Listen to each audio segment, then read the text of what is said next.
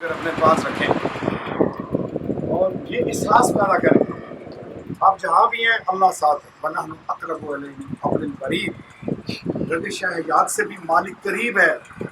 ہم کیوں اپنے رب سے دور ہیں؟ رب کے نزدیک ہوں. اور جب مشکل آ جائے گی سب چھوڑ جائیں گے، کھانے والے پینے والے وارث سارے چھوڑ جائیں گے، لیکن یہ ذات وہ کریم ذات ہے جو بندے کے ساتھ ہے. اپنے رب کو نہ بھولیے، اپنے رب کا ذکر کیجیے، اور یہ ذکر کی انوارات ایسے محسوس کیا کریں میرے دل پہ انوارات نازل ہو رہے ہیں اور اللہ کا نور میرے دل میں منتقل ہو رہا ہے اور میرا دل اللہ اللہ کر رہا ہے. یہ ذکر یہ بڑا لذیذ ذکر ہے، بڑا لذت والا ذکر ہے، بڑی شان والا ذکر ہے، بڑی نجات والا ذکر ہے اور بندے کو اعلیٰ بنا دیتا ہے. یہ اعلیٰ ہے، میرا رب اکبر ہے.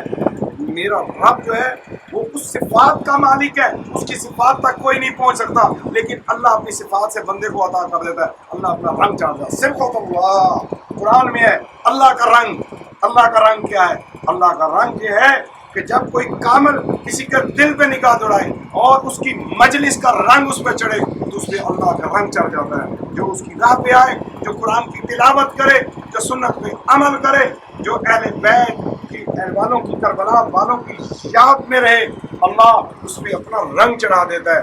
اللہ اس کے دل کو منور کر دیتا ہے. یار وہ دنیا میں ساری محبتیں مٹ جائیں گی، ختم ہو جائیں گی، اللہ کی محبت کو بقا ہے. کل من علیہ فان، میرے رب کو وہ بقا ہے اور بندے کو باقی بنا دیتا ہے اور بندے کو فانی کر دیتا ہے اپنی ذات کے اندر، اور جو اس کا ہو جاتا ہے اسی کا ہو جاتا ہے. پھر وہ کسی کو پرواہ نہیں کرتا، پھر وہ اسی کو گم جاتا ہے، اسی کو دیوانہ اور مجنون ہوتا ہے.